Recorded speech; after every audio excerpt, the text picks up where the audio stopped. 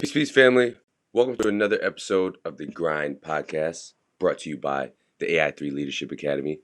I'm your host, Anthony Ireland. But before we get started, I'd like to encourage all our listeners and supporters to please like, rate, subscribe, and even leave us a comment on our channel. Your feedback is greatly appreciated, so feel free to do that. But with that being said, here's our next guest with recent St. John's graduate and hometown hero, Mustapha Heron. What's up, everybody? Welcome to the 17th episode of the Grind Podcast. Right now, I have my very good friend, Mustapha Heron, on the podcast.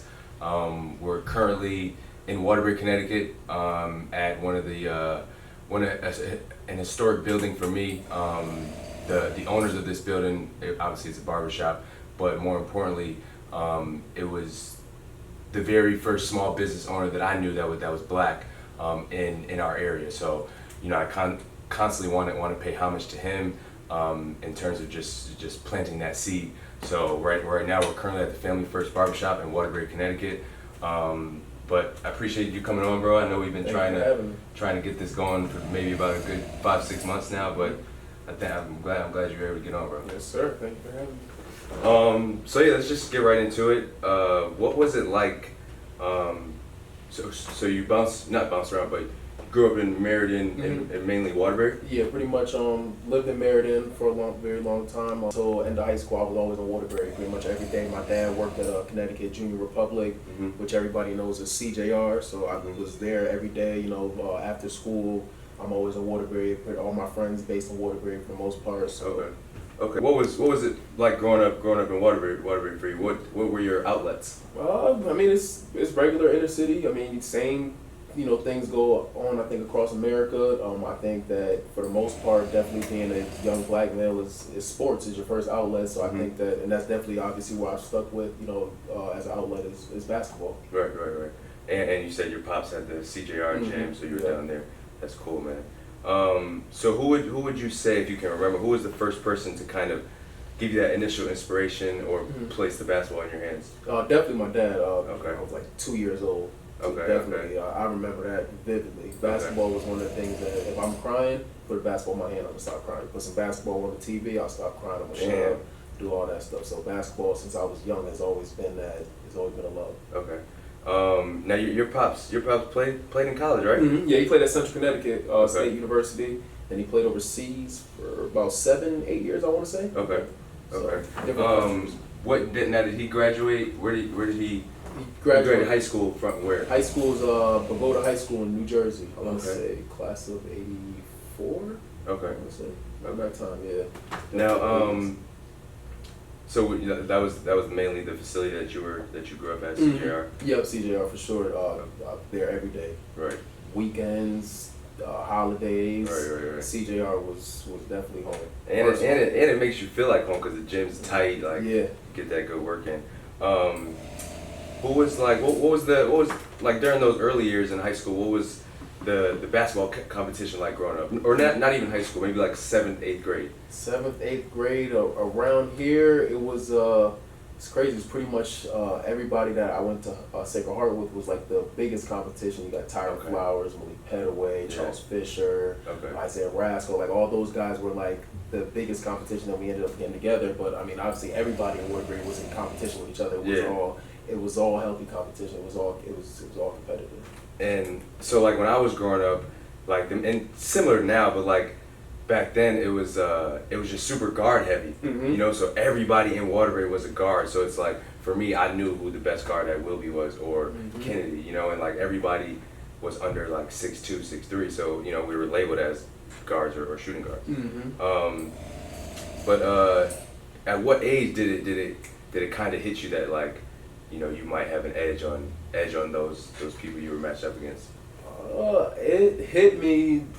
Honestly, like I didn't see the results from it, but I knew that it would start happening around like 9 years old. Okay. I knew that I was never ever gonna let anybody work harder than me when it came to basketball, and nobody was gonna have more of like a passion in it for me. Nobody would love the process of getting better more than me. Like nobody would like going to the gym, all that type of stuff.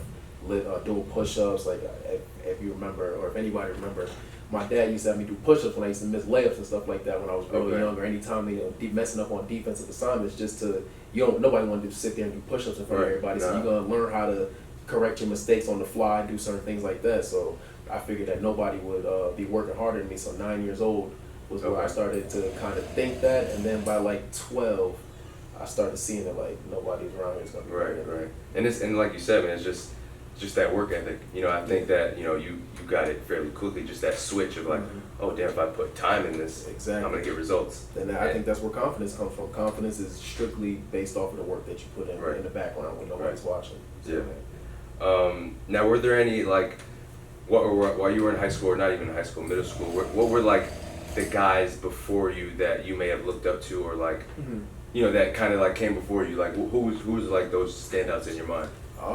Everybody in this area, from you, Ryan, Dale and Dame, BJ, anybody that I came in contact with that was older than me, I looked at like I need to grab something from their game or just something from their life, something, a lesson, something that can help shape me into who I have become and who I will become as a player and then as a man, obviously. Right. So all you guys have shaped me in some type of way. Yeah, no, that says a lot, man. And I think, last time when I had Gomes on the podcast, I wanted to stress to him how just valuable he was to us, just because for him to even be able to think about going to the NBA, it's like it was beyond me because nobody did it before him, So then he laid that path, and then I come, and then you come. It's just like it's just awesome to see. So which were the top AAU teams growing up before you got to high school?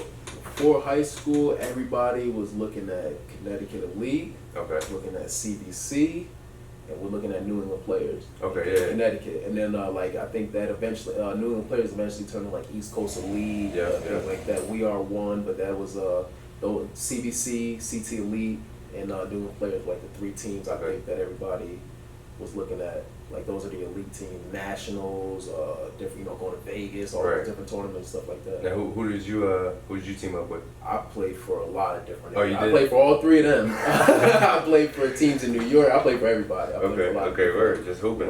Teams, yeah. So this is probably like your first viral moment as an 8th grader. With Chris Paul. I actually got to watch. I watched the video. That's when you had locks. But what camp was that, and what was that moment looking like as you look back on it now? Okay, that was a 5-star basketball camp. Where was it at? I want to say it was at Long Island. It was like LIU Brooklyn. It was like a little middle school clinic. I remember getting out of school at like 2:30. And then driving right down from school. Me and my dad drove right down, and then started at like 5. I was almost late, I think. A lot of traffic, but then I didn't know that any of them nobody knew they was going to be. Who was there? LeBron, Carmelo, D. Wade, and Chris Paul. And what year is this? This is in 8th grade, so like 2012. This is right here. This is 2012. Yep. Okay. Now, what was that? Like, how did that? Can you just paint that scenario out first? Like, why did you get selected to guard him? It really was just like when they had walked in. We were doing drills and stuff. They had walked in, and like everybody's backs kind of turned to them. And then we finished the drills up. Everybody turns around like, oh, it's LeBron and all of them. So they kind of they sit us down, they talking to us and all that stuff. So after they finished talking to us, we kind of dispersed as a camp.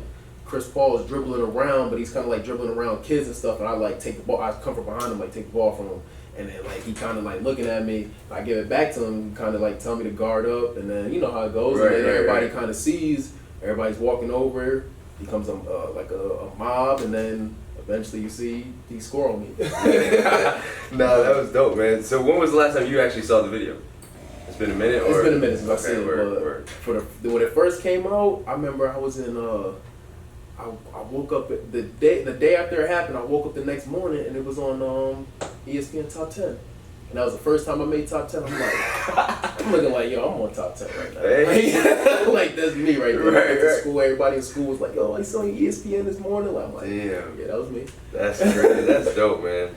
So that was like 8th grade year, summer. Okay, so no, that was in the middle of the school year. It was like in the winter time because it was during the NBA season. They had stopped by the camp just to talk to us. I think I think the Heat might have been playing the Knicks. Okay. So they were playing against Mellon. Yeah, they were playing, and then Chris Paul happened. I think he was just in town. Okay. I don't know what he was doing, but I think the Heat was playing against the Knicks. Okay.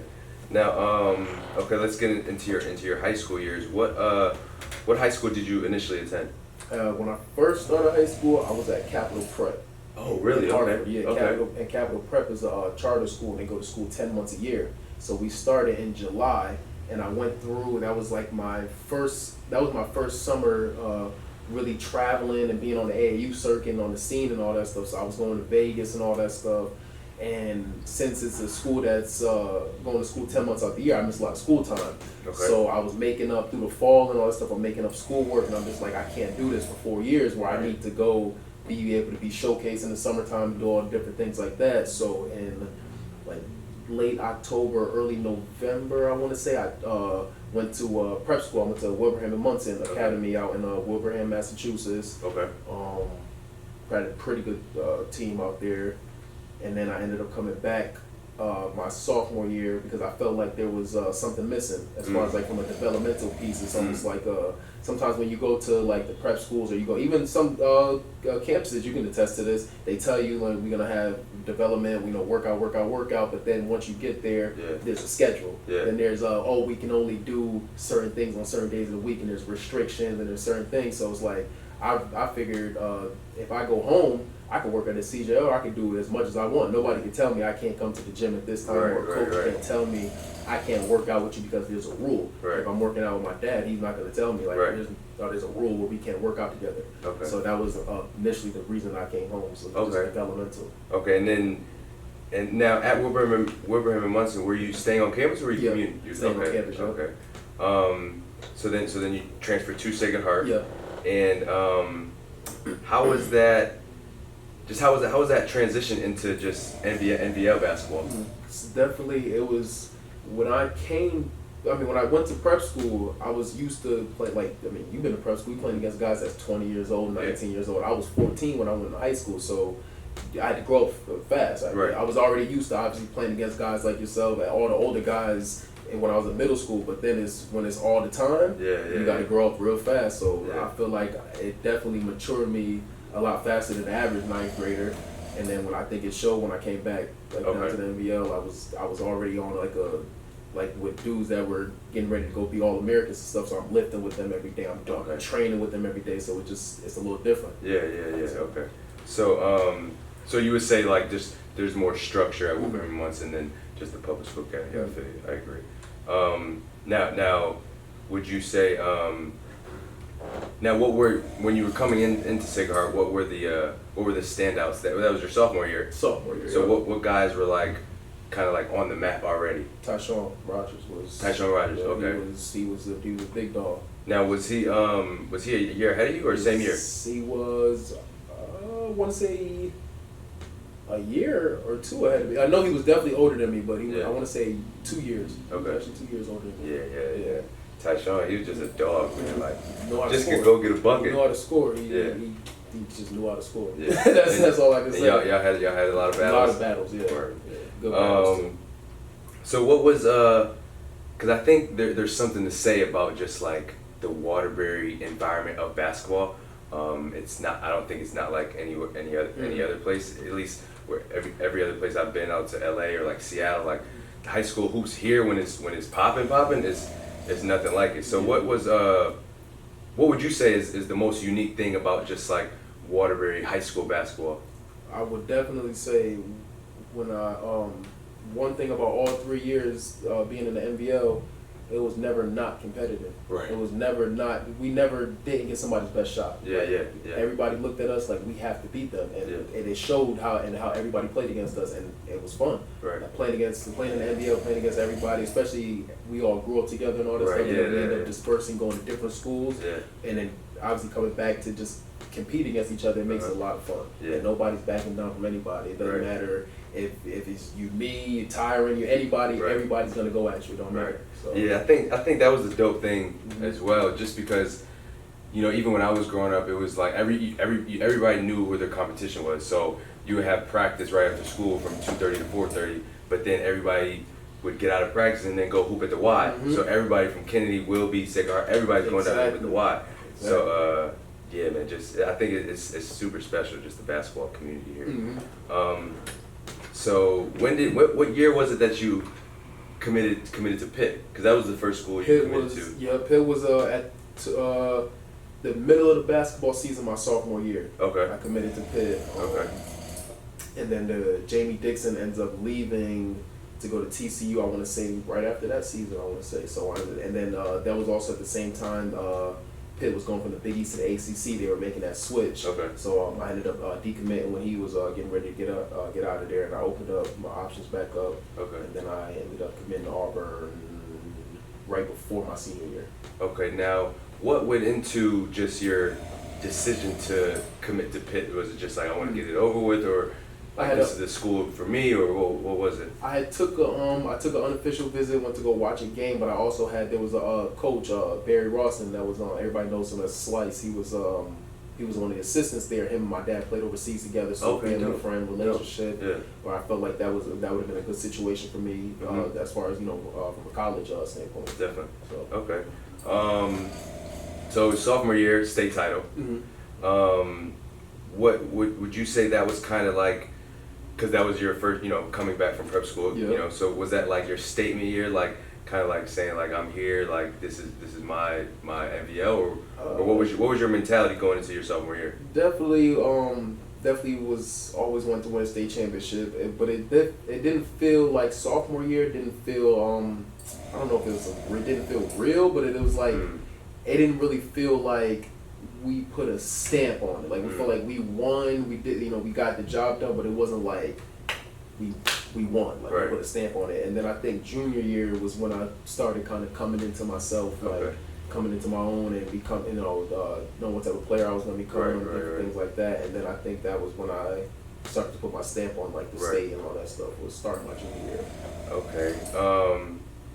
Now, if you can remember, I know we talked about your commitment to Pitt, but who was like the first schools to start recruiting you, or better yet, what was the first college letter you received, and at what age? Kansas State at 14. It was right after the National Prep Showcase. Okay. I had a pretty good game against it was like Putnam Science Academy. Kansas State called, and then they called. Yeah. Okay. Calls. Cincinnati calls next. Okay. And then I want to say Syracuse was third that weekend. And then I started going into my freshman year. Then they just kind of started piling in. Okay. Now I was like, I know you knew you were a Division I player, but like now it's becoming a reality. So like, you know what I mean? Like, were you like super excited at any point, or was it just like, nah, this is my path? Like this is definitely excited. Because it's like you watching these colleges on TV and this coach is calling your phone. I don't even know how he got my number. So he's calling me and I'm like, all right, what was this again? This is Bayhon? Oh, all right. How you doing, coach? Like, what's going on? Like, but it's like, it's almost surreal at first, but then you kind of get used to it and you want more of it. So it's like, all right, I got to get back to the gym. Yeah. I can't forget what got me here. So that was the biggest thing that I always kept in the back of my mind. If I want every coach in the country calling me, I'm not going to forget what got them calling me. Word, yeah. That's wise. Now, what AAU team did you play with that off season after your sophomore year? Sophomore, I was with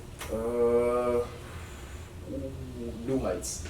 New Heights out of New York. Yeah, I do remember that. Out of New York. They were out of Harlem. What other players were on the team, or like notable guys? We had kid that went to Minnesota. He plays overseas now. Dupree McBrayer. Okay. Lefty point guard. We had a kid named Mike Enzi that went to Seton Hall. Couple mid to high major guys. We had a talented team. Okay. Good team. Okay. So then fast forward to your junior year, after having that off season of being on the AAU circuit, what was your mindset going into your junior year, trying to make it, like you said, feel more real and put your stamp on it? What was your mindset? Honestly, the only thing that was going through my mind was like, I was in Philly at Reebok camp. I was just in the top 100 camp. I was just doing a whole bunch of stuff. There's no way I'm coming back to lose a state championship. Right. Everybody's saying I'm this, that, and that in the country, throughout the country. I'm proving that, I'm not coming back to lose state championship. Yeah. I mean, that was the only explanation for it. I'm not, Right. Whatever, if we got to beat somebody by 50, we got to do whatever. I'm not coming back to lose state championship, because then it's like, well, you do all this stuff on this Right, AAU and all this, but you can't do it in your own state. Right. Yeah. So I wasn't gonna let nobody say that about me. Right. Who would you say, like that year? Would you say Tyshawn was still like the toughest matchup? Your junior year. He wasn't my junior year. He was gone. He graduated. Okay. That was we actually played Crosby in the NBL championship that year. That's Jordan Booker. Okay. Dan Jones. That's Gotcha. that team. Yeah. The NBL was very competitive that year. Yeah. I want to say we split with Crosby that year. Okay. Or 2-1, my bad. I think. Okay. So what was your record? Do you know? Lost 5 games. Okay. At Sacred Heart, lost 5 games in 3 years. Oh, at Sacred Heart, you only lost 5. 5 games in 3 years. Damn. Okay, so your junior year, you only lost. That was. Junior year. Did we lost? Did we lose game junior year? I don't think we lost a game my junior year. Mm-hmm. We lost 2 my senior year, and then we lost 2 to Crosby. Did we lose to Crosby once my junior year? We lost somewhere in there. We lost 5 games. Okay. But definitely only lost 2 my senior year, and then probably lost 3 my junior year. Okay. We lost 3 games. Okay. So. Now, what were the matchups like? What were your like competition outside the city, like in the state? Who was like those guys you're like, okay, this dude's up here killing. Mm-hmm. He's in New Haven doing work. Like, what were other guys? You got guys. Isaac Van was at Bunnell. He ended up going to VCU. Yep. Tremont Waters, he was still in prep school at that time, but he ended up transferring to Notre Dame, West Haven. CJ Seaforth, I think he was at Hamden at the time. Yep. I mean, just a lot of different guys. Even I feel like Connecticut is really actually slept on as far as, I think because we're such a small state from an athletic standpoint, I feel like it's a lot of talent out here. No, there is. Definitely slept on. Like I said, it's always been competitive, no matter how you look at it. So. No, I agree. Even now, like I come across football guys that are like, oh, you from Connecticut? You from Harvard? You like, I never even heard of you. Are you going to Big Ten? Yeah. Mm-hmm. So it's definitely a lot of gems out here, man. Yeah, there is. So again, when did you decommitted from Pitt? Mm-hmm. So you said sophomore year? Oh, that's like end of sophomore year, okay. But right before live period kicked off in July. I think I was decommitted. Probably around May, sometime around May, June, I decommitted. Okay, so then once you opened the recruitment back up, what was how were you able to handle it once you opened it back up and you were like this 5-star athlete now? I was always the type of person, like, I was confident in, like, because I put work in that needed to be put in to be, like, considered good, but I was never somebody who was arrogant or cocky or kind of moved like that type of person. So it was definitely was good, but it wasn't something I let my emotions get too high or too low on. Like, okay, then maybe this week I didn't get any calls from coaches, so I can't let myself lose sight of what's going on. This week I got 10 calls. I'm not gonna say, all right, I'm gonna take a couple days off because I got 10 calls. It's even killed throughout the whole time. Word, man, word. Now, you win a state title junior year, and then who do you then play AAU with that summer? That summer, that was my last AAU, AAU. New York Rens. New York Rens, okay. And that was like, who was on that team? That team was stacked, right? Chubbs was on that team. Tyron Flowers, and my high school teammate with me on that team. But I had Raleigh Alkins was on that team with me. Tyreek Jones that went to Raleigh went to Arizona. Yeah. Plays professionally now. No, I didn't play against Raleigh, but he was in the same league. Okay. Yeah. And Tyreek Jones played at Xavier.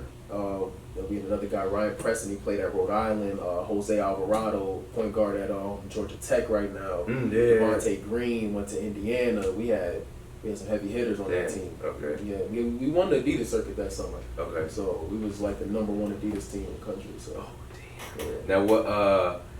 So you guys are on the Adidas circuit. What camps did you go to that summer? That summer, I went to Adidas Nations, and I went to all. It's like the way Adidas. So the way it worked was like with your circuits. You got the Nike, you got Under Armour, you got Adidas circuit. All the circuits, they host a series of like all-American camps, different games, different things like that. So I pretty much did the whole Adidas run that year. So we did something, we played like a game in Rucker Park. We did Adidas Nations in LA, which is like where all the best Adidas players come from throughout the globe. They had kids from Asia, kids from Africa, all throughout the world. What year did you do that? That was 2015. We played on ESPN. Because I did Adidas Nations 2014. You was and I was a college counselor in 2014. Okay. Yeah, and it's like you said, that's why I remember, because have like 50 kids from Asia, 50 from Europe, 50 from Africa. You got the NBA scouts out there, so it's really just a good week of basketball. Yeah. So I did all of those. We had the regional Adidas Nations camps, like so my region's like the New York region. Okay. Definitely all the tournaments, all those different types of things. So it was a summer packed of basketball. Yeah, man. Gotta love that stuff. I know, me too, man. Traveling, hotels, all that stuff. Yeah, and the dope thing about it is like you're having so much fun with that experience, and you have no money. None. Like it's just like, okay, coach, like, okay, we got Mickey D's for tonight, or we got whatever, but it's pizza, like you just with the homies and like with no money, and you lucky if you got sent out of town with $40. Right. You got sent out of town with $40, you're lucky. Yeah. And like you going to Vegas, you going LA, you everywhere, Florida, and it's like you just out there with no money, but you got. I don't even think our parents realized like what could happen in the airport if we got stuck or something. If we right. We only out there with $20. Yeah, real talk. And I just got stuck in the airport a couple times. Yeah. I've been stuck in a couple cities by myself before. So definitely an AAU experience are second to none. Nah, yeah, for sure. Packed vans. Yeah. Everybody stinks. Right. Everybody's sweaty. So then, okay, that was your last AAU run. I know now your focus coming back to NVL basketball is like what is your mentality like coming back after Run the table. Right. Okay. Run the and this will be a three-peat. Okay. Run the table. Okay. It's funny. My junior year, when it was the back-to-back, right before the state championship, we thought like we should get shirts made and stuff like back-to-back and all that stuff. And so we got back-to-back shirts made and all that stuff. And then getting ready for senior year, we made the shirts like, I'm not gonna lie, we made it like a month before the state championship. Okay. Oh, what, the back-to-back one? No, the three-peat. The three-peat, you made it like a month before the state championship, like before the state tournament started. Right. We was like, we about to run the table. Right. We wasn't trying to be like arrogant or nothing, but we was like, we're not losing to nobody. Right. It's not happening. Now, what was your recruitment like that year? It was pretty much on the rise. Because you had that whole year AAU, so I know it's going crazy. And then like what are you like? Are you like down to like a few schools, or are you just kind of open up to, or like what was it? So this is going into your senior year. Going into my senior year, I had committed in August going into my senior year. Okay. So I was already my whole senior year I was committed to Auburn. Okay. But that summer it was almost like I got a bunch of offers and then I just committed to Auburn. And I went on an unofficial just to kind of go see the campus, and I'm like, I told my parents like, so I went to school. Right. Like on Saturday, so we got there on like a Friday, and then I'm like on Saturday I'm like, yeah, I want to come to school here. Yeah. And by Sunday we was out of there, but I was already committed. Right. And then I came back, committed to Auburn, and then all my official visits I took straight to Auburn. Okay. Oh, okay. Now I know everybody kind of has their own like pre-game routine, pre-game superstitions, but in high school, what was like, a typical game day like for you? To start off, in school, my diet was horrible in high school. I'm so glad I've changed that since, but I used to have to eat like those big the big Texas Cinnamon rolls. I used to have to eat like 2 of those, and I would eat like a sausage, egg and cheese, like type panini, like for lunch. And then right after school, we would go to the Boys and Girls Club. We'd work out Mike Sanders, Ms. Work. Shout out to Ms. Work. Yeah. We'd go work out with Mike for about an hour, maybe 2. Just get some shots up, just getting a feel for the ball, think about different things that we was gonna work on in the game, different stuff like that. Which also, I'm glad we used to do that because it helped me to prepare for college, get ready to have shoot-arounds, get ready to be able to mentally prepare yourself for a game 10 hours before the game even comes up, having your mind on basketball, and then knowing between that time to take your mind off of basketball for a little bit and then get right back on it. So we would work out right after school, and then we would go get something to eat. I'll go right to Dunkin' Donuts right across the street from Sacred Heart. Okay. Egg and cheese on a croissant. I did 2 of them. in a donut maybe. Okay. Might get a culotta or something. Horrible diet. And again, horrible diet. But then we going either whether it's home or away. We either going to get on the bus or I'm going to right inside of Sacred Heart to go watch like the JV play, eat, do different things like that, and then go stretch. Word. Okay, yeah, I think you might have been the first person I saw do that, bro. Like when I remember coming back home for something, maybe in Christmas break or something, and Mike had you. It was game day, and Mike had you in the gym. Yeah, he was at a couple of a lot of our pregame shoot-arounds. Yeah, and it was essentially, and I'm like, damn, like this is prepping him for real shoot-arounds in college and as a pro. So, and you were I wasn't doing that. Like my routine was something totally different, but.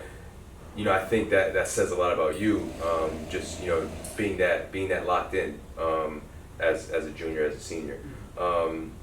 So what was it?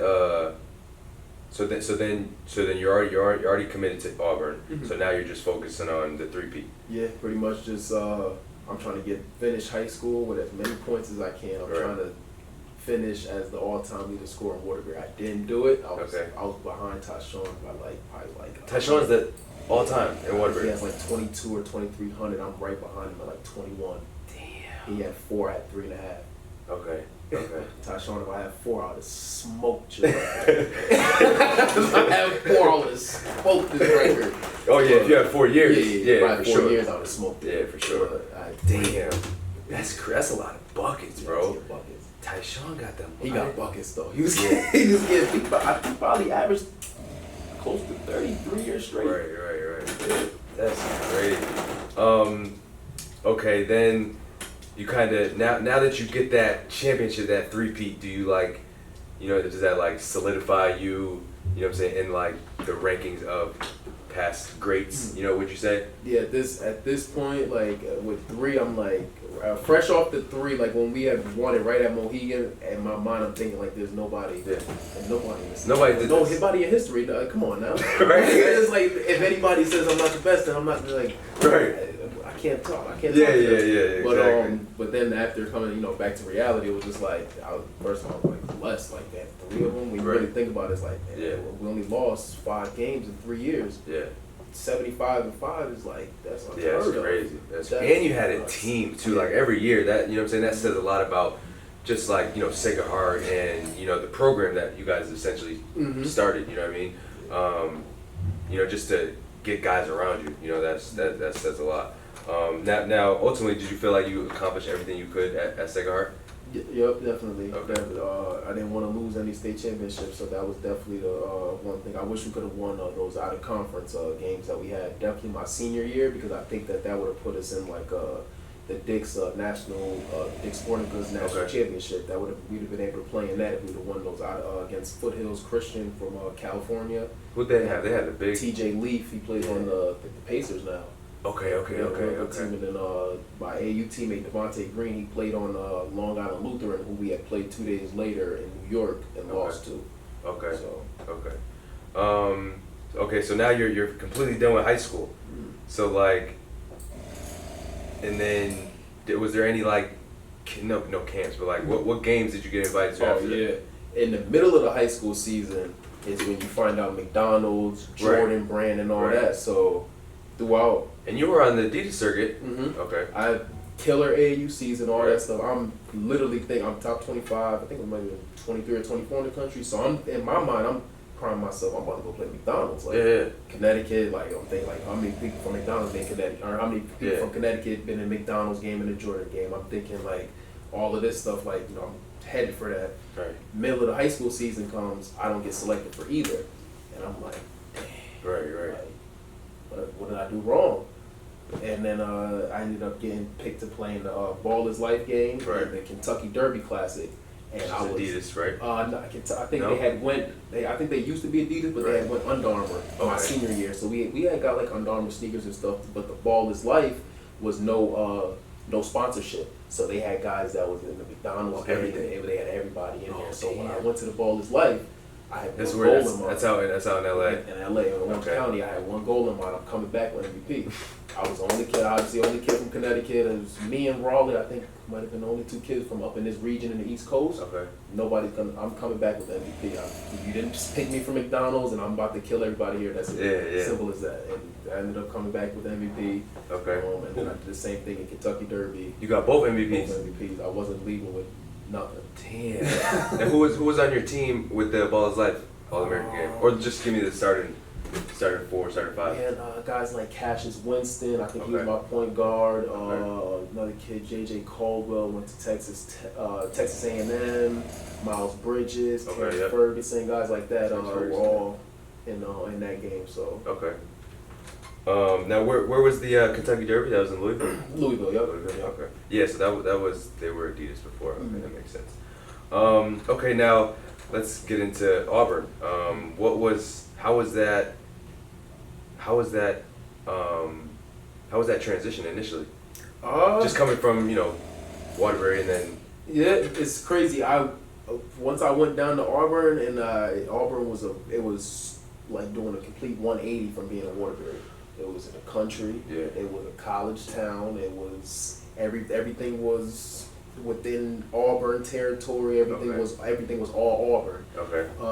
But it was something that it was like very attractive to me about that. It was because it was secluded. It was like I felt like I'm somebody I don't like to be around a whole bunch of people. So it was somewhere I felt like that I could just kind of go on the straight and narrow, and I could be by myself. Like not by myself, but in a sense where when I wanted to have that alone time, I wouldn't be right under a microscope. Mm-hmm. So Auburn was the perfect place. And then at the time they weren't doing very well from a basketball standpoint, only known as a football school. So I'm coming in thinking, this is a no-name school. I can come here and literally create a name for myself, like a real household name, and that was my thinking going in the whole time. Now that was Bruce Pearl. Bruce Pearl was your coach. Yep. That's who you committed to. Yep. He was in his second year, I want to say. He had just got the job maybe a year or two right before I committed. So they were still super rebuilding. Now you were like the main. Yeah, I was main recruit, right? Yeah, I was his main. Yeah, I was the first 5-star, and then I was his main recruit. Okay. Yeah. So and then obviously just want to tell for the people how it works. So like you kind of come in as that first 5-star, and then it kind of brings in it's a trickle effect. Right. Super true. Once one person does it, it's almost like being a martyr for something. Once one person does it, everybody thinks that they should do it. Right?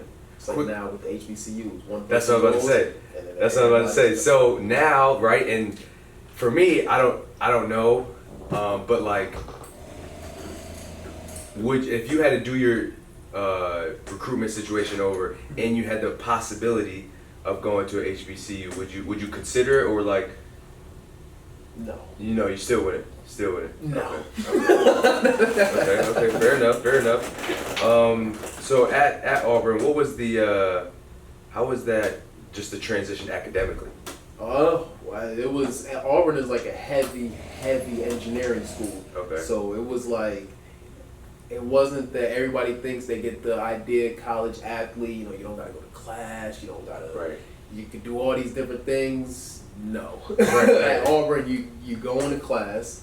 You go into your tutors. You're doing all. You're a student athlete. Like you're actually a real student athlete. Yeah. And I think that was definitely something that taught me discipline. Like just another layer of discipline, another layer of knowing how to take care of your responsibilities, and just being a man, pretty much. Just knowing that there's a task at hand and I have to complete this before I get to the next one. Right. So Auburn definitely was one of those schools that I struggled for my first about half a year. Right. I struggled definitely with the transition academically. It was crazy coming from high school. Yeah, no, I mean, even same for me, man.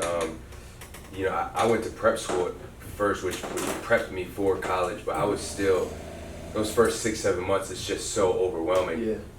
Like there's so much responsibility, and then you gotta have practice on top of that, lift weights, go to study hall, then you have 6-7 classes. It's like, what? In terms of time management, it's like, I'm 18 years old. Like, what do you expect me? And in both of our cases, we are over 800 miles from the crib. Mom and Daddy can't help us.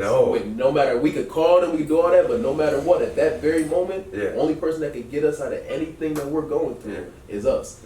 So it teaches you that you got to be a man. You got to grow up. You got to grow up fast, and there's certain things that you have to take care of. So. That's a good point, man. So what did you major in initially? Communication. Communications. Sports broadcasting. It was Okay. was definitely something that I looked at. Like, there's a lot of guys that once they finish, I always felt like I had like the personality for TV and things like that. Okay. So I always looked at guys like Barkley, which is funny that he went to Auburn. So Right. I definitely had conversations with him. Great guy. Funny. Right. He's funny. Shannon Sharp, guys like that. Yeah, So, yeah.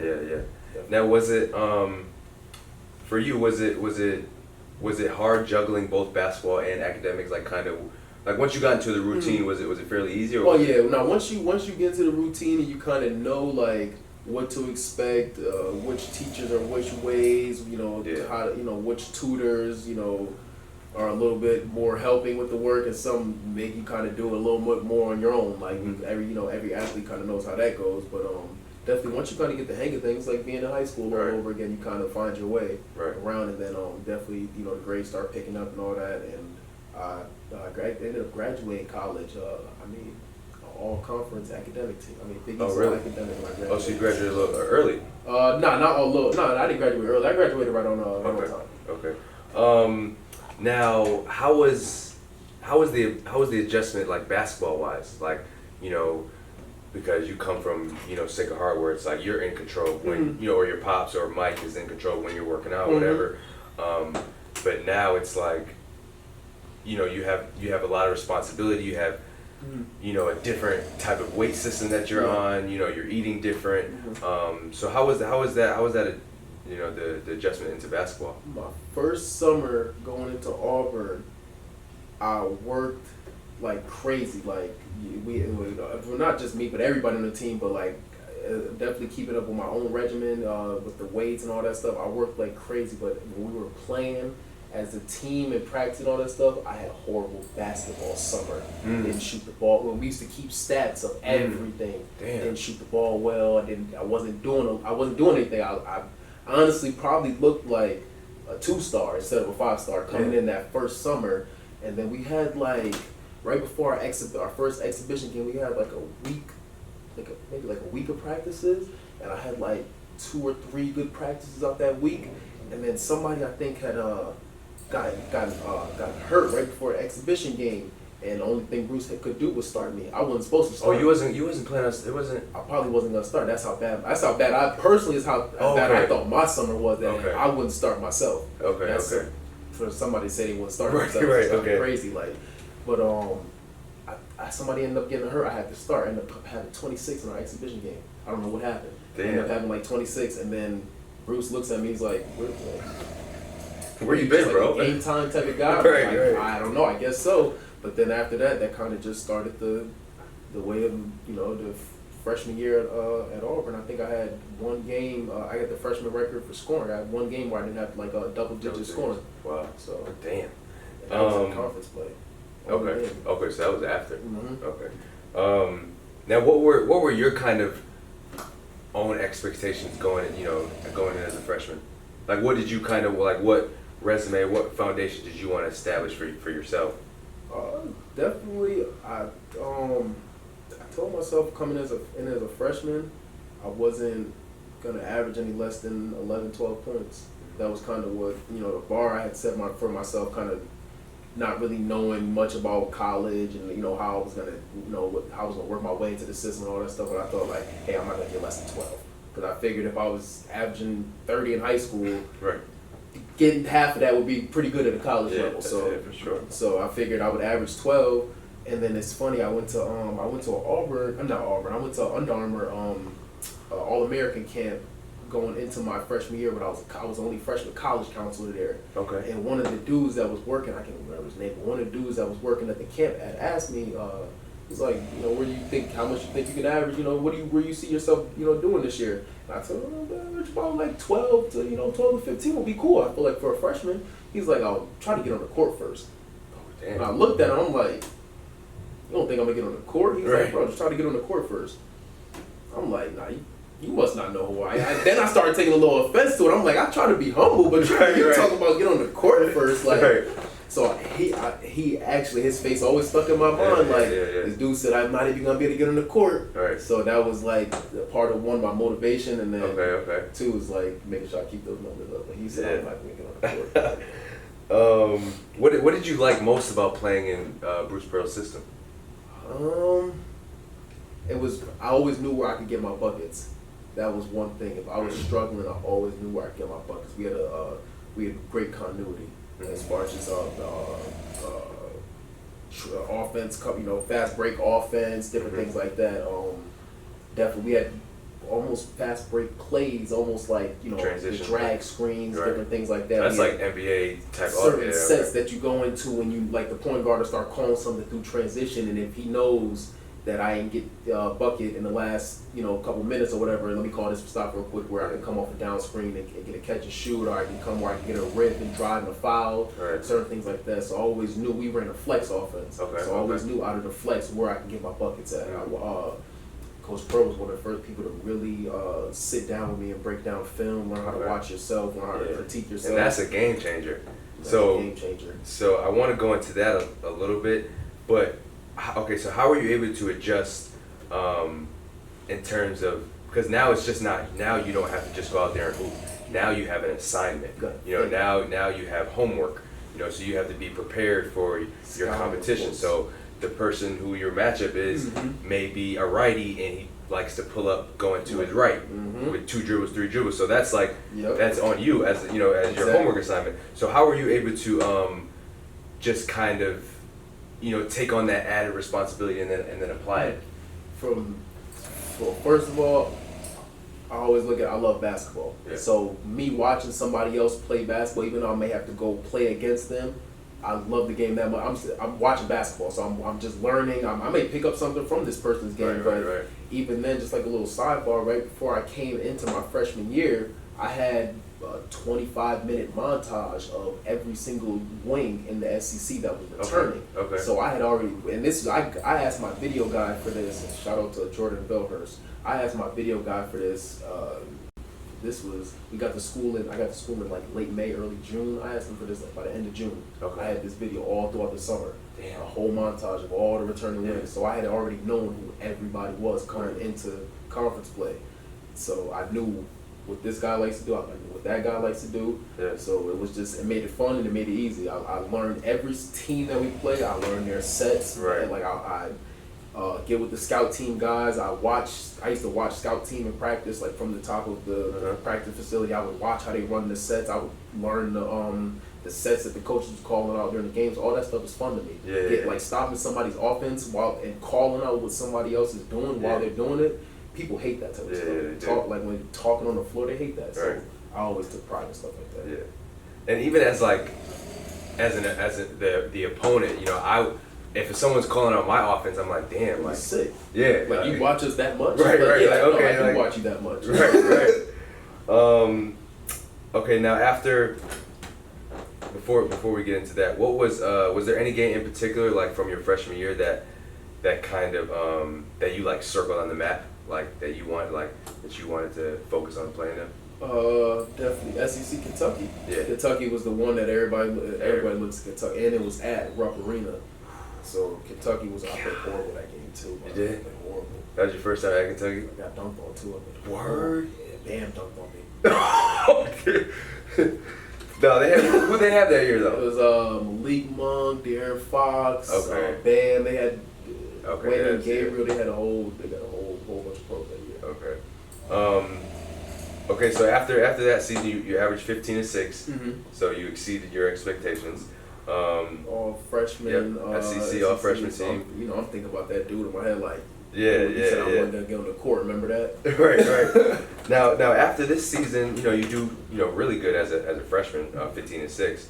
Was there any thought that you might want to take the jump into the NBA or? I thought about it, but I had a stress fracture in my shin, and the doctor was either telling me either you can get surgery, we put a rod in your leg, and you'll be out for 6 months, or you can sit like 3 months and just let it heal.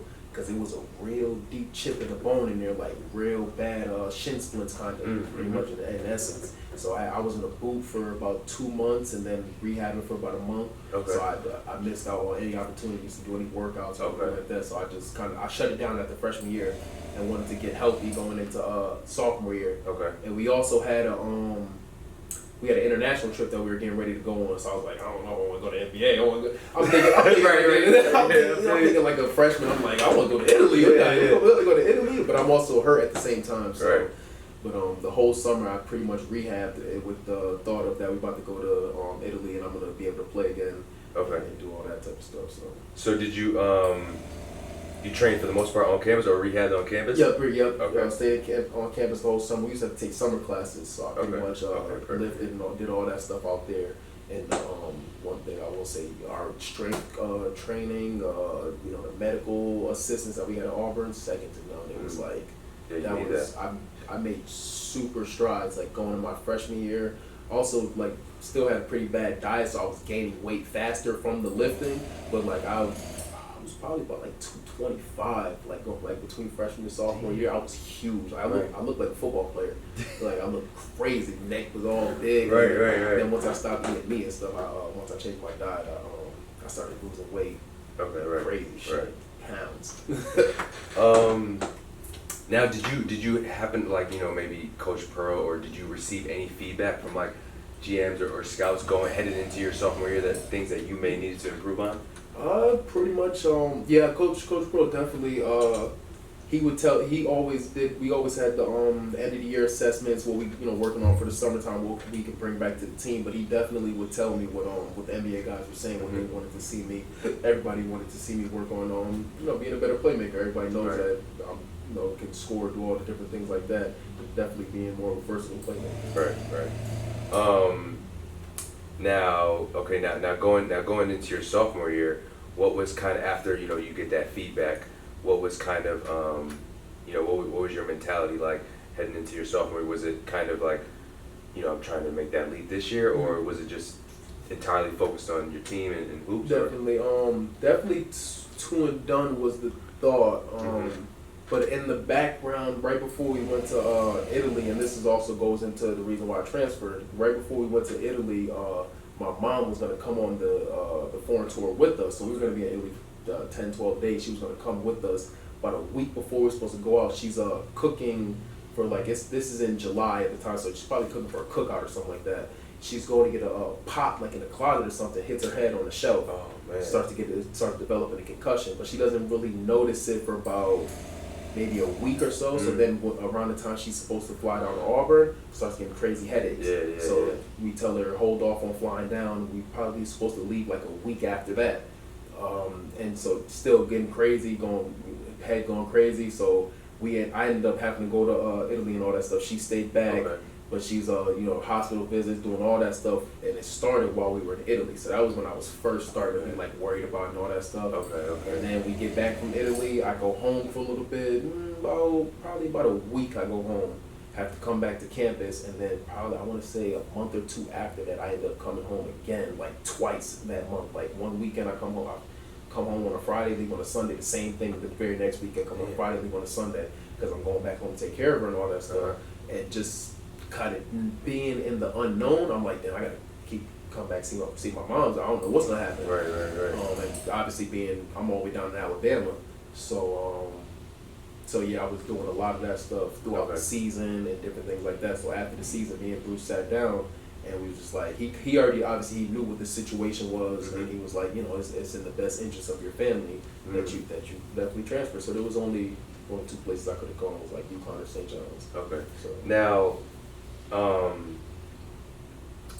So your sophomore year, you had 16? I believe it was 16 and 5 as a sophomore. Yeah. Okay. Now, but like, obviously, the general public didn't know all that you were going through. But how was that? Were you able to still kind of focus on hoops while you were, because that's a lot to deal with that 19, 20, 18 years old. So, how was, what was that? Just how was that being able to, flying back and forth to Waterbury and then having to produce at the college level? That's for sure. That's tough. And schoolwork, and then I'm gonna throw you off with one more thing. Auburn got caught up in the FBI scandal that year. Oh, right. And obviously, first 5-star recruit, everybody thinks I have something to do with it. Right. So I have mom's is sick, got schoolwork, got to perform, and the FBI is on me, and I don't know why. So I'm going through at the same time. I'm trying to find ways to fly home to see mom. I got to go fly to New York to have meetings.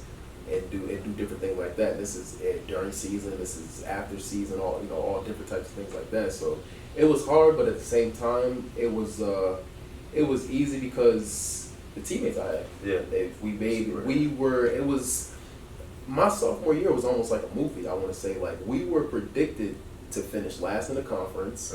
Because we had just come off my freshman year that we were still rebuilding. So we were getting recruits and all that stuff, and we had young guys, and we didn't have a good, obviously playing against, we had came into an older SEC. Okay. Like the younger guys that was kind of taking it over. The guys from Kentucky, they were all going one and dones and all that stuff. So we were coming in as the next best returners. Right. So everybody also thought we were the next best returners, but everybody thought we was going to finish last in the conference. They predicted, CBS predicted us like the early season top 25 or whatever. They predicted us to finish 4-14 in the SEC. Oh shit! So Okay.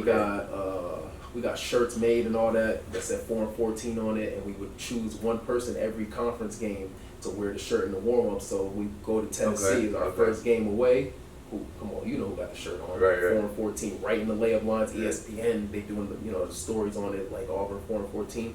Smack Tennessee. Damn. Get them out of there at home. Yeah. First game of the conference, and then from there, it was really like a movie. We was rolling like Right. like every game seemed like it was going to like it was like a movie. Damn. Did you guys take out Kentucky that year? Yeah, You did? beat Kentucky at Auburn that year. We only played them once. It rotates how the SEC works. Like you play we only played like Alabama, Georgia. Maybe like two other schools home and away because that's closest in our region. Okay, the SEC. okay. Everybody else you rotate home and away every other year. Okay, got you. So yeah, we got rid of Kentucky that year. Okay. And then we ended up, I think they snubbed us a little bit because we beat Tennessee in the first, which would be the tiebreaker game for the conference championship, but they gave us co-conference champions with Tennessee. Okay. We should have won single because you beat them already during the season. Yeah, we had the same exact record, but we won the tiebreaker. Got you. So we should have won that, but they're the co-champions. So again, you average 16.5 as a sophomore. You get all SEC second team. Mm-hmm. Now, what did you? I don't know if this was the year, but I know this. One of those years, it was an option to where you can put your name in with still having the eligibility. Oh, yeah. You did sign with an agent or something like that. I want to say that was the first year. Okay. My sophomore year, I want to say it was the first year they did that. So I ended up testing the waters without an agent. Okay. I had 4 workouts. I had Denver Nuggets, the Cleveland Cavaliers, the Nets, and the Jazz. Okay. But I had those 4 workouts. Great experience Right. getting to be able to just go through that whole process. Yeah. Just, team flies you out. You stay in a hotel. You do all those different types of things. Per diem. Per diem is great. I'm looking like, wait a minute, we only out here for one, right? Right. $100? What? Every city that we went to, I found the best steakhouse. Okay. I take an Uber, and I Yeah. go get the best meal that I could get. If I had to spend the whole $200, I feel like Yeah. I got to get the best meal I could get, and I got to go have the best workout that I can have. So Yeah. some of them cities, I spent the whole Right. per diem on the meal. Nah, I feel So- you. Okay, so what would you say was your best workout out of those 4 teams? I would say the Cleveland Cavaliers for Okay. sure. Okay. Definitely. Now was that because I mean just for me I know when I got invited to workouts it was like holy shit and like you're here like this is your dream bro so like it would and then like walking into the facility I can just remember vividly just walking into the Lakers facility and just seeing Magic, Worthy, Jerry West, everybody's jersey and I'm like holy shit like I'm here now Here. so like did you have those moments where I know of course you're able to lock in, but like, are you still having those moments as a kid? Like, damn. Yeah, Okay. definitely going into a facility like yo. Yeah. You might have gone into an NBA facility because you was in a town, a city that you had a tournament in, Yeah. and they let you shoot around with your college team. But Yeah. I'm here, and it's gonna be all GMs on the sideline Right. watching me. Right. It's gonna be all coaches on the sideline watching me. It's 6 of us in here. And it's mono. Yeah. There's no better feeling than that. Yeah, yeah. That's what you put the work in for. Right. And I like the structure of the way the NBA does the workouts because, like you said, it's either the max is 3-on-3. You won't have more than you never have 4-on-4 or 5-on-5. So it's really get to really showcase your talents, you know. And if you ain't got no talent, Right. it's gonna show. Right. It's Exactly. gonna show. Exactly. So you get to test the waters a little bit. You didn't hire an agent. No. Okay. So and then you said that your two choices was either UConn or St. John's. Why was that? So how it worked was because I was coming home to get a hardship waiver because Okay, my right. mom was sick. There was a 100-mile radius of like that you could be within, so that you could still be coming home to check on family and all that stuff. So UConn and St. John's were only two, where UConn had no more scholarships. So pretty much it was St. John's. Bro, what? That's what they said. They have no more scholarships for you. Come I from mean, Auburn. they probably could have squeezed somebody up out of there. That's but Oh my! Who was the coach? That was Ali. yeah, he was getting out of there. He was That's ready to get out. crazy, bro. That's sad, dude. That's sad. Okay, so now Chris Mullen was the coach at okay, so what was now okay after transferring now, did you know that you'd immediately get to play, or how long? No, I didn't know until I knew there was a strong possibility that I would, because we had doctor's notes, we had everything that we needed to have. If the NCAA said no, then they would probably would have been a big problem. Right. We had every single thing that we needed, like for me to legitimately be transferring because of this reason and all of that stuff. So I didn't find out. I think I found out October 13th was like the exact day, I want to say. Damn, and that was season right there. Right there. Season's about 2 weeks away, but the whole time I'm training, practicing with the with the team as if I'm playing. Right. So it was never really any drop off or anything. I would be in practice. I was in the starters group and all that stuff as if I was getting ready to go play and all that. So once they made the announcement, we were just kind of ready to get out of the way. Okay, now what was it like being coached by the Hall of Fame Chris Mullen? Mullen was a good guy. He was definitely like Players coach or like players coach, Okay. because he was a player. He was like he was somebody that he could pull you to the side and show you like, this is what I would do in this situation. Right. Boom, boom, boom, break the situation down to you. Same thing, breaking down film, breaking down everything. Everything was from a professional standpoint. Everything Right. was, he definitely, because he was a pro, so he had been through a lot of that stuff. Mm-hmm. And then just listening to a lot of his stories, that's a man who's been through his own, as a top 50 basketball player ever. He's been through his own trials and tribulations off the court, on and off the court. Right. So definitely grabbing that wisdom Yeah, man, is priceless. Right. Mitch Richmond was one of our assistants, so run TMC. Okay. Yeah.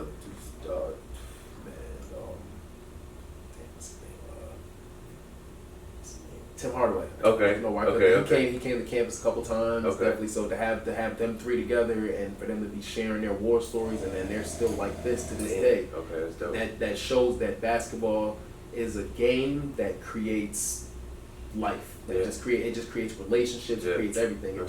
And they create relationships with people that bring people together for a lifetime. Yeah, and I mean, I remember my coach always telling me when I was in college, and we were actually going to Alaska, Anchorage, to play in the tournament there. And he was saying like, man, this round basketball brought me to all 50 states in the United States. And I'm like, yeah.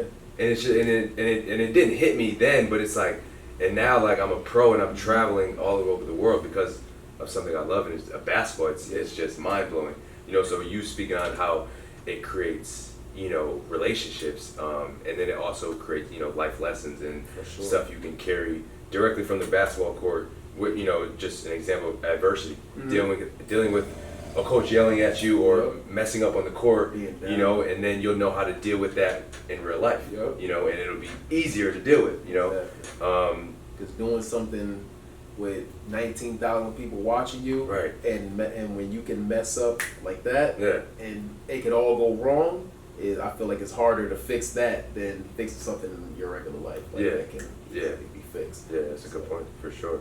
So how was just the transition into St. John's, like coming from pretty much country and then going to big city?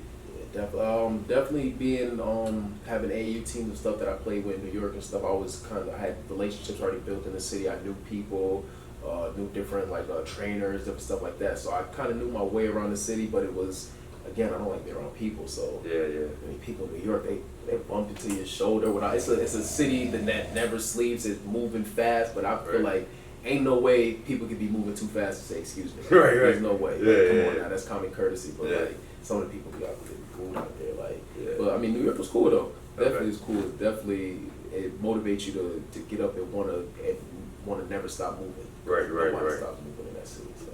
Now, what was your role on the team? Like, initially, like coming in, was it, you were gonna kind of like take the lead, or were people already there? Definitely. They definitely had an established team. They had an established group of guys. It's funny that they had Shamari Pons, Justin Simon, guys like Marvin Clark. These are all guys that I didn't know Mark before I got to St. John's, but this is somebody I'd heard of. But Shamari and Justin, I had already known them, played with or against them on different teams and different camps and things. So when I was going on my business stuff, we kind of had already was building that connection. Like we're all gonna lead the ship basically. We the older guys of this. All four of us were definitely the older guys of the unit of the team. So we definitely kind of came in like we're gonna lead the ship together. So. Right. Now, after playing in the SEC, St. John's was the Big East? Yeah. Now, what would you say in terms of the levels of competition? Which conference was tougher, you think? SEC was like, I call it the country conference. Obviously, it isn't a country, but it's like, when you think of country, you think of like 40-yard, the 3-4, or 4-3, I mean, 40-yard dash. Like, everybody's fast, athletic, it's up and down, it's big, strong, it's all of that. It's just specimens in that conference. You got to be a man to go to that conference. But the Big East is also there's some specimens in that conference as well, but it's more of a head game up there. In that conference, it's the game slows down a little bit more. I felt like definitely is a lot more skill, as you would say, that goes into it. I felt like there was a mixture of both in the SEC. These guys jumping out the gym. Everybody on every team is jumping out the gym. Right. You don't always have. That's not always the case in the Big East. You got guys that play below the rim. Play below the rim in the Big East. But I think that was probably the biggest difference between those two conferences. Okay. Now, was there who were the best people at your position while you were coming in the Big East? Coming in, I would say Miles Powell, definitely at St. Paul. Guys like Eli Kane from DePaul.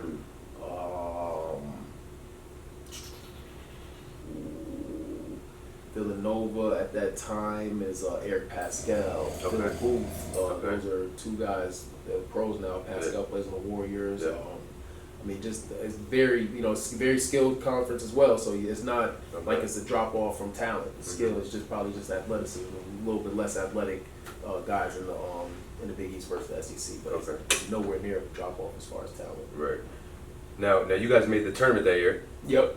Okay. First four out. First 4 out. So who'd you guys match up with? Arizona State. Okay, where was the game? In Dayton, at Dayton University. Okay, and they just took you out. Yeah, they took us out. They got us. Okay. Now, that summer you get invited to the Pan Am Games. Yep. Right after that season, yeah. And where was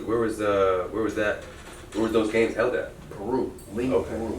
Wow. First time in South America. So why did you? Do you know why you ultimately got selected, or? It was like a Big East All-Star team. So basically, how the Pan Am Games used to work is they would pick. It was like the college USA team. So they would pick.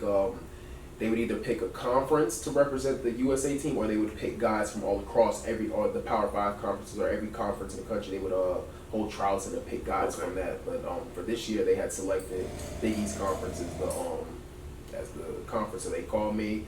USA team, and I had tried out for Team USA twice in high school. Had made it to the final 16 out of 12 both times. The first time I made it to the final 13. I was the last guy that they cut, and I feel like the reason they cut me, I passed out at practice. I had like almost like a ruptured spleen from like being dehydrated and stuff. It was in the mountains of Colorado, and I had never been out there and stuff like that. So my body reacted like crazy. So I ended up passing out at practice, so I missed the final cuts and all that stuff. And the second time, I was like in one of the last two to get cut. And then third time they called me like, you don't even have to try out. So I'm like, oh, thank God. So I went and did that. So So that was a good experience. We got the bronze. And you guys went to Peru. Mm-hmm. And what other notable guys was on that team with you? That's Alfred Diallo, Miles Powell again, David Duke. He goes to Providence. Well, so we had two guys that played in the Big East a couple years ago. One of them was Jeff Roselle. He played at Creighton. He plays overseas now. And then we had another guy, Tyler Weidman. He played at Butler a couple years ago. Okay. He plays overseas as well now. Now you said, how'd you guys finish up? So we finished bronze. Now who won? Argentina. But so the way it works is USA is the only team that sends out college guys. All the other teams, so the Pan Am is basically supposed to be everybody on our hemisphere of the world, through North and South America, getting ready for the Olympics and all that. So Argentina sent like guys like Luis Scola. I'm guarding Luis Scola. That's for those that don't know, that's a 13-year NBA vet. That's somebody that is well respected in the NBA. The only person he was missing was Manu Ginobili on Argentina. So definitely we playing against guys that's making $1 million in Europe. Yeah. And as you know, making $1 million in Europe is nice. Yeah, you're making $1 million in Europe. Yeah. So definitely that experience definitely it gives you a different perspective on what professional basketball really is. Like and then get into a lot of those guys also spoke English that we were playing against, and then we were staying in like villages, like an Olympic village. So all the athletes, it's track athletes, there's badminton, you got all different types of just every sport that you can think of, and it's different people from all different walks of life. So you're just meeting people that are the best at where they come from in their sport. Wherever they come from. So it's a beautiful thing. That's dope, man. That's dope. So now you're going into your senior year.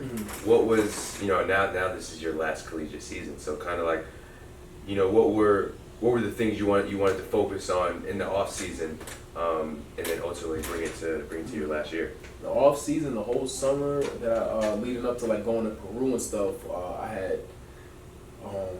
I was in like this. Let's go back a little further. Junior year, I had changed my diet, but I was finally like into being serious about changing my diet going into my senior year, and that was the first thing I started with, was learning more about my own body.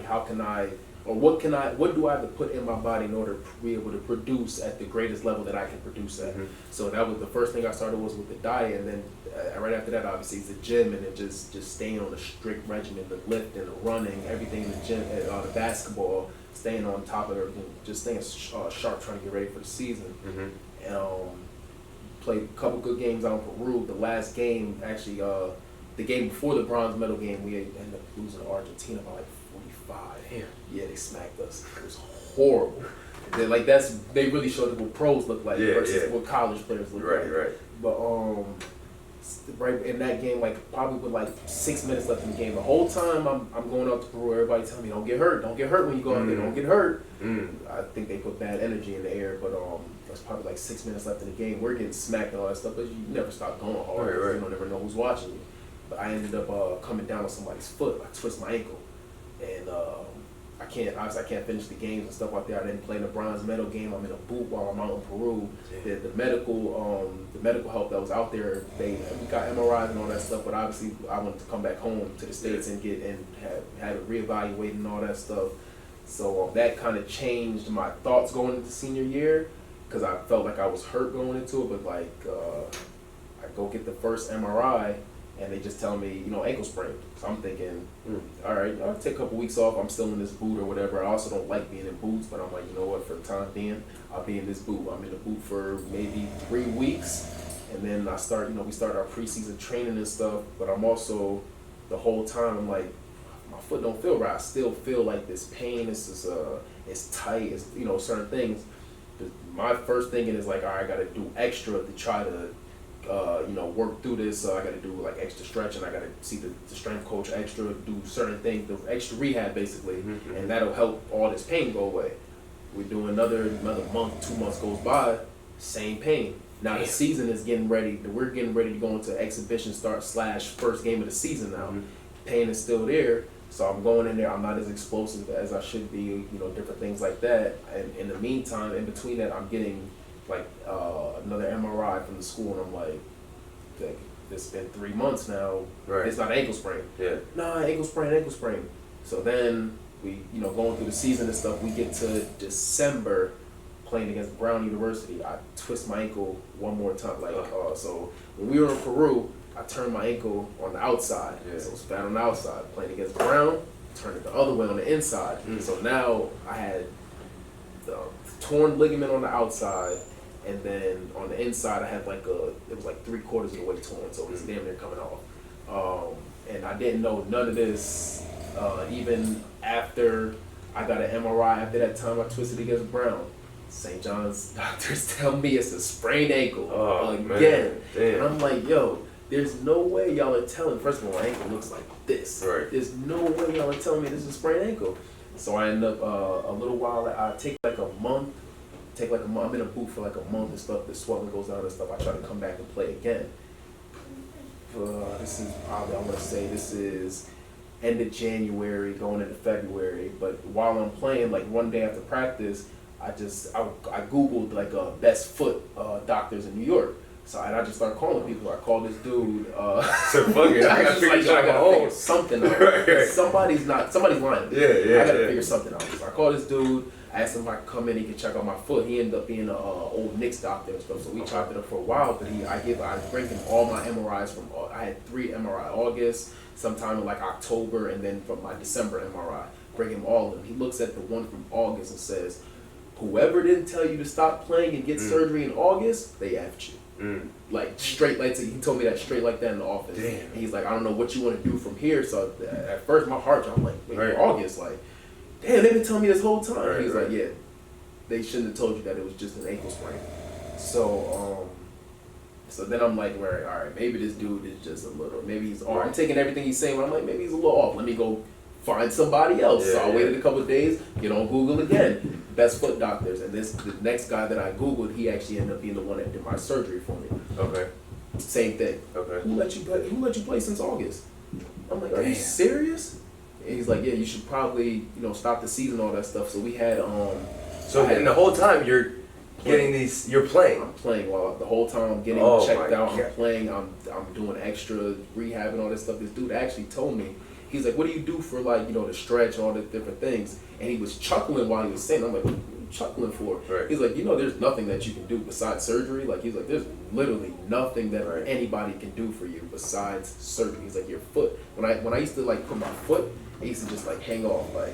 Damn. Just like hang off. Just like, because the ligaments, it was just done. Like, it would hang off like no explosion, none of that type of stuff. So he told me, it was like I had went to see him on like a Wednesday or Thursday, and on like Friday we were playing, either like Friday or Saturday. One of them days we were playing at Creighton.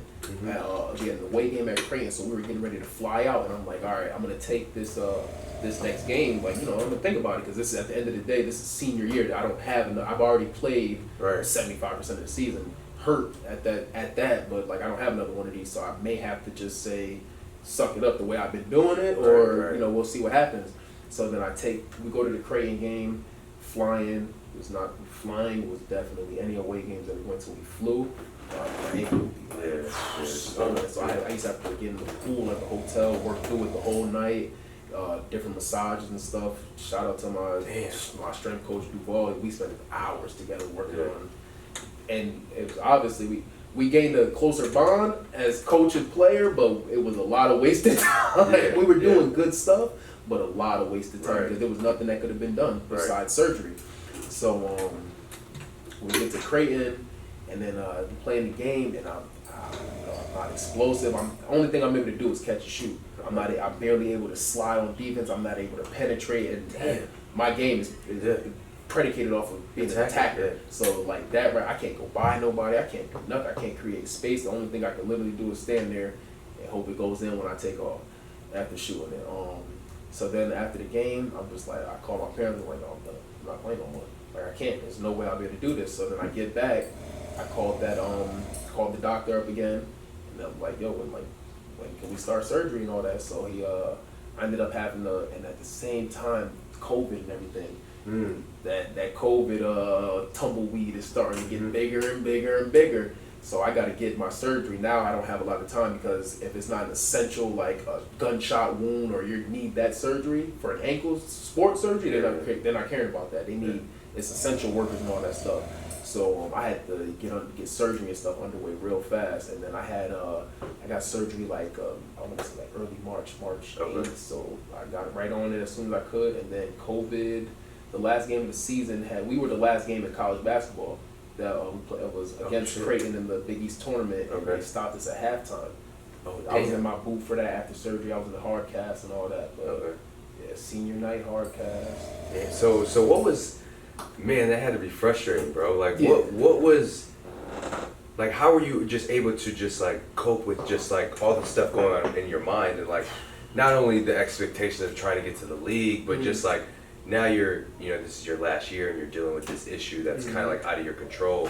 So how do you, what are you leaning on somebody? Like, how are you able to, is it just support system? Like, how are you able to just, like, deal with it for you, like, what things were you able to like gravitate towards to help you just like find some like get grounded? You know what I mean? Like, because I know I had my girlfriend won for sure. She's like backbone.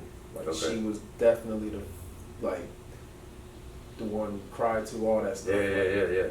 Fellas, just don't be afraid to love your woman. Right. I'm telling you right now. That's no, but definitely. I mean, but besides that, mother, father, just just the people that in my life that I'm able to talk to, like damn, I'm going through this, but they obviously they have my back, and they told me, get this surgery, and then we're gonna work through, and we're gonna start at square one. You've never been somebody who's been afraid to work. That's true. So the process that you're gonna have to take coming back through after this surgery, you probably will have fun with it. And I actually did have fun with the process. I mean, you was with me a lot through this summer. We worked out all together this summer. So definitely, this process is something I wouldn't change. I wouldn't take this.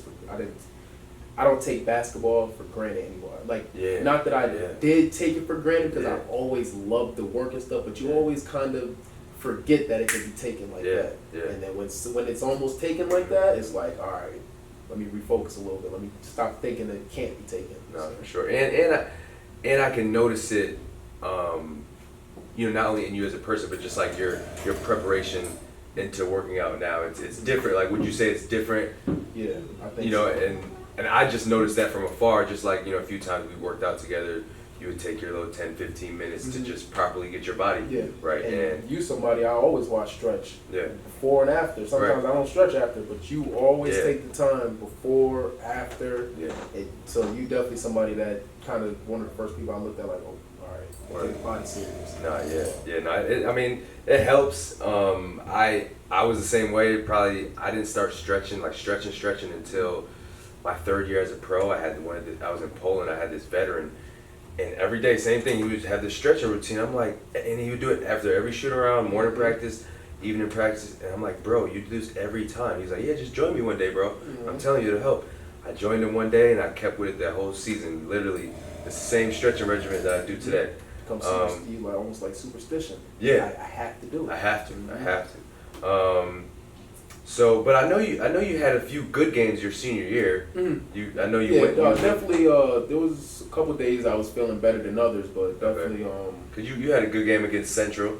Central, yep. That was but that was before the last time I twisted my ankle. That was when it completely took me out. So I had a little explosion going into the preseason. Those first 10 games, I had a little bit of pop, and then after that Brown game, which was probably game 11. It was over.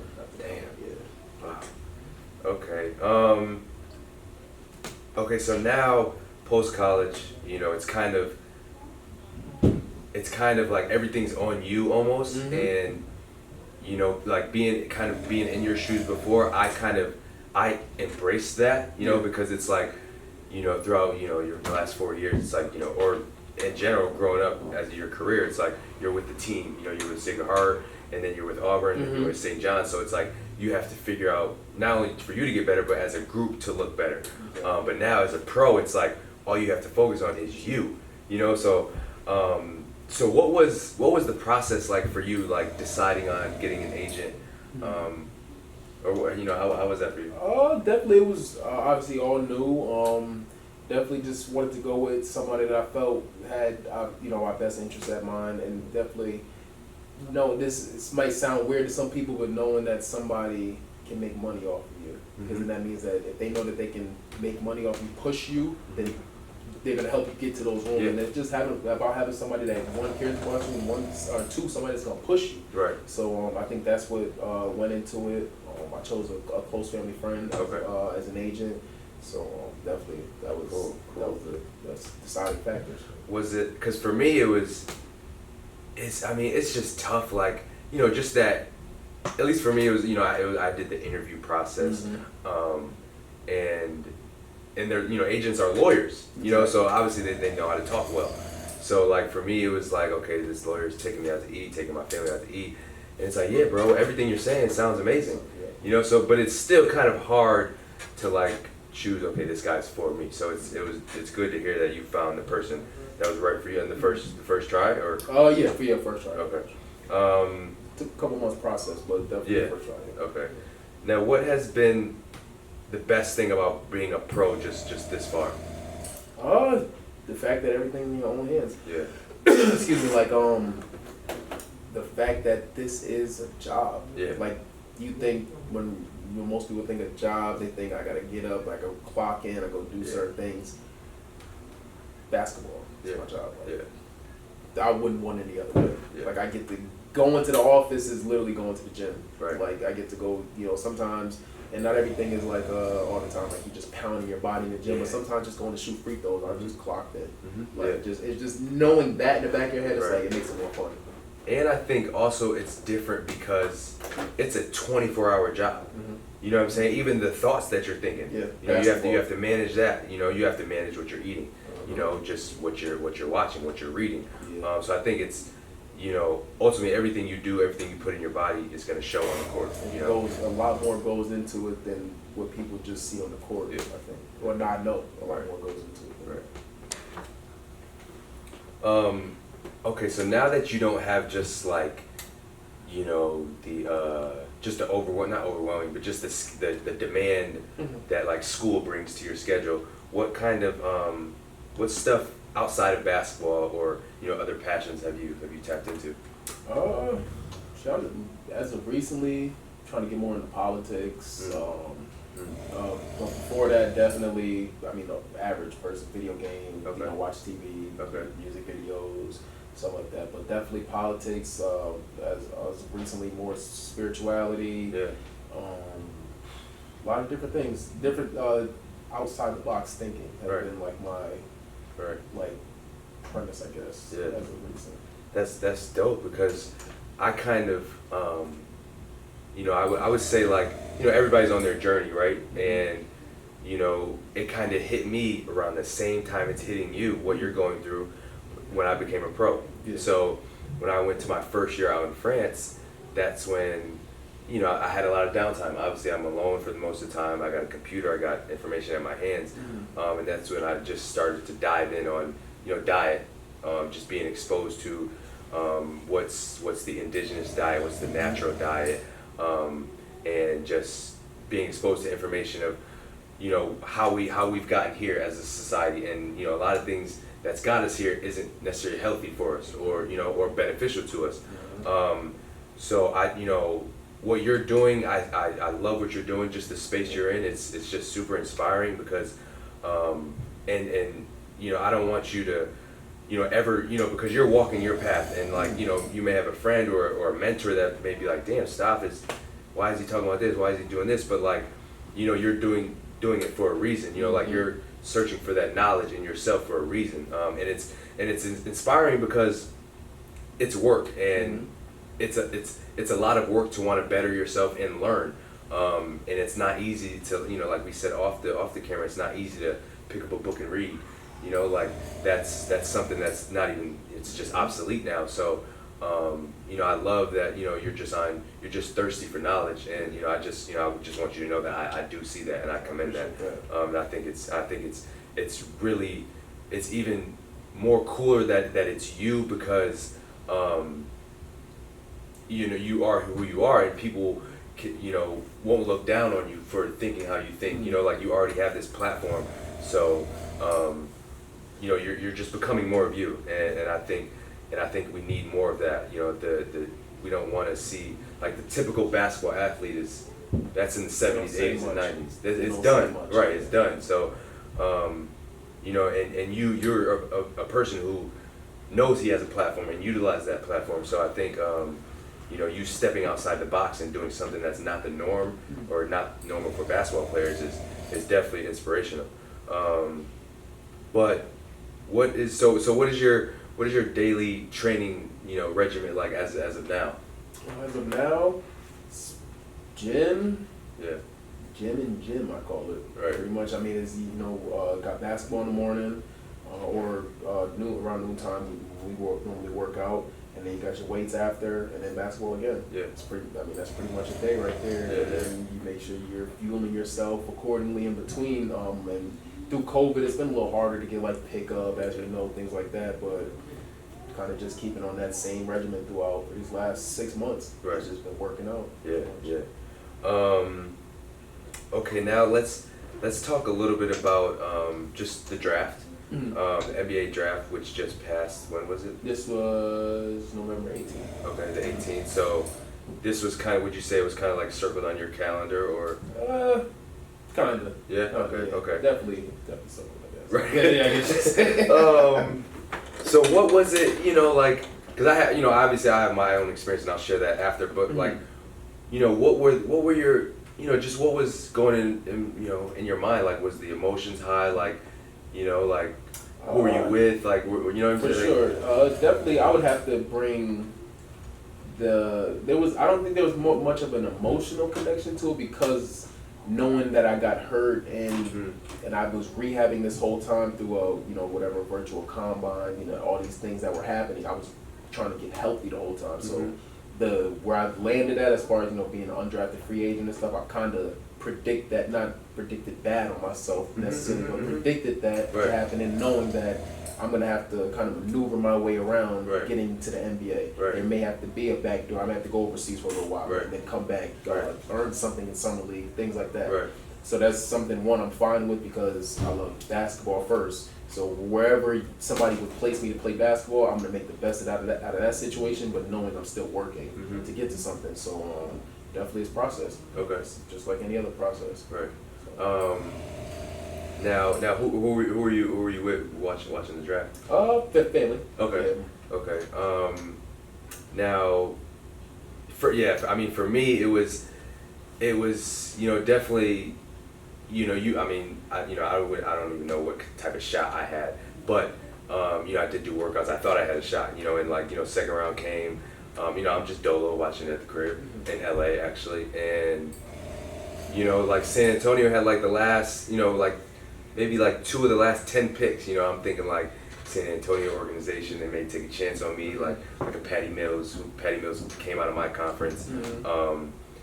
Greg Popovich being that coach that selects just the different type of players. Obviously it didn't come into fruition, but it was still, like you said, I wouldn't say it was emotional, but it was still just a big part of my life that that didn't come true. But ultimately, I wouldn't change it for anything. Just because the path that I have taken, it's been a blessing. But now that you mention, you rehabbing during this time, it's kind of almost like COVID played a positive role in your rehab, right? For sure, definitely, because it slowed down a lot of everything that was going on. Right. Just definitely not being in school. Right. Besides online classes, and then having the whole summer. This is the first summer in 4 years I haven't had to worry about an online class. Damn. So word. I haven't thought about the idea of school.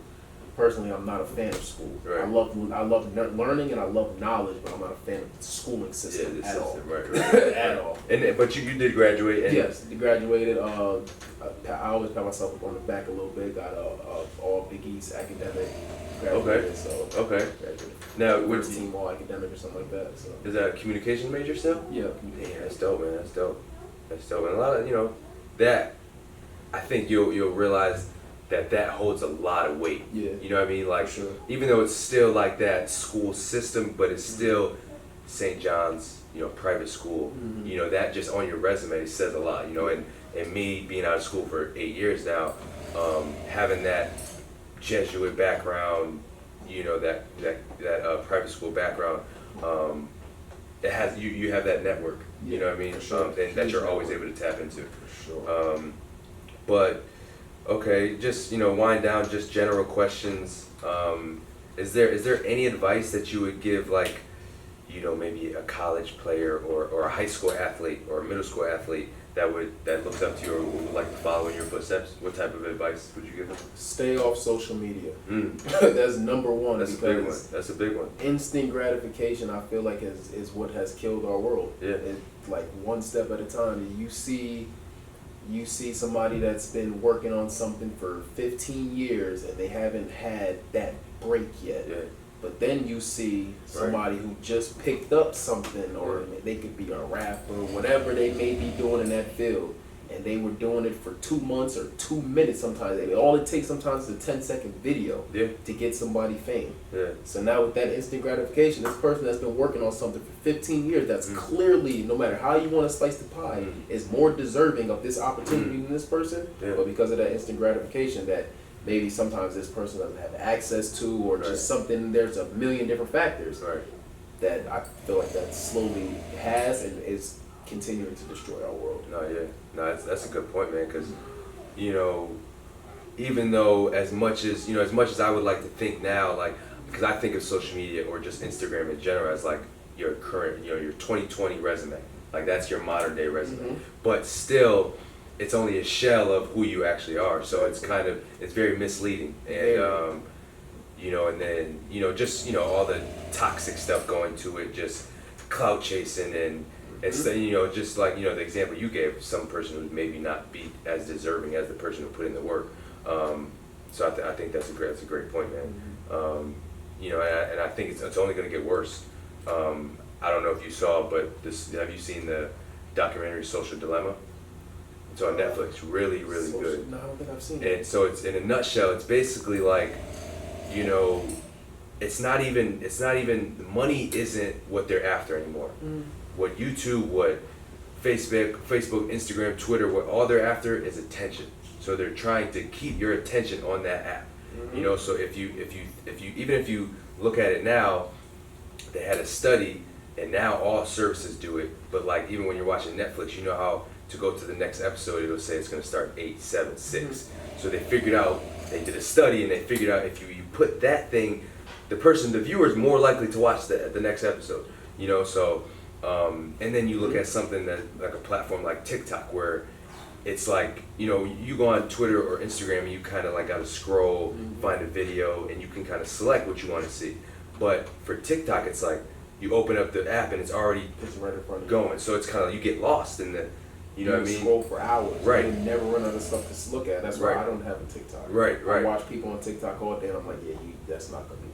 Yeah, and then, but the way they broke it down was like, there's people on the other side of your phone that's controlling you and giving you what you want based on your search engine, based on what you like, cookies. So that, and in terms of being, getting into politics, even how they said Trump got in office of the Russia, doing Facebook ads, running Facebook ads, but that's an example, but that stuff is real in terms of how social media can shape just the information you're thinking and how you think, so that's the most important thing, is like, where are you getting your information from, and is it like, is it genuine, is it organic, is it real? So I have to definitely, take a look at that interview, but, the social media aspect is definitely, hurting. Obviously there's positives, but there's a lot of negatives to it as well. It's funny that you brought up the whole Russia hoax and everything that was happening, because if you look at, and that ties back into social media, mainstream media, if you look at mainstream media and how our mainstream media reports what was happening at that time, it was how that Donald Trump had something to do with Russia and all this stuff. Right. If you ever go on a Russian news blog or anything, you would see it says something more along the lines of Hillary Clinton Russia hoax. Because their people are telling them over there that this is exactly what's happening. We're not going to sugarcoat it for you guys. We're not going to give you that instant story that you can make something out. Let's just tell the citizens the truth. And I think ultimately that's where America gets its money. You know, is that kind of that fear-based mentality, that greedy mentality, that like, and you'll you know, you've traveled, you're well traveled, but like you'll notice it more once you travel and you get older, that, you know, just how America is perceived and how America, you know, we think we're here and we, you know, but it's like in reality, it's like, nah, people are laughing at us. Yeah, oh yeah, and almost in every other country. Every other country I've been to, when they think about America, they think arrogant, spoiled, don't have to work for much, and to an extent, when you talk about social media, instant gratification, that's true. Yeah, there's a lot of people who are just it's a lot of get rich quick schemes out here. For sure. There's not a lot of process out For here. sure. Okay, so last question: What are 2 or 3 of your favorite books that you may have read over the course of your life that you would recommend to the viewers? Monster by Walter Dean Myers. I read it in middle school. It's pretty much about a boy who's, I think he's like with his friends. One of them robs a gas station, but he ends up being on trial for it, obviously accomplice to the whole thing. But the book is in the setting of the trial, so everything is from the courtroom. So you see judge, the different characters, the jury, you see all that different stuff. So that's the basis of the book.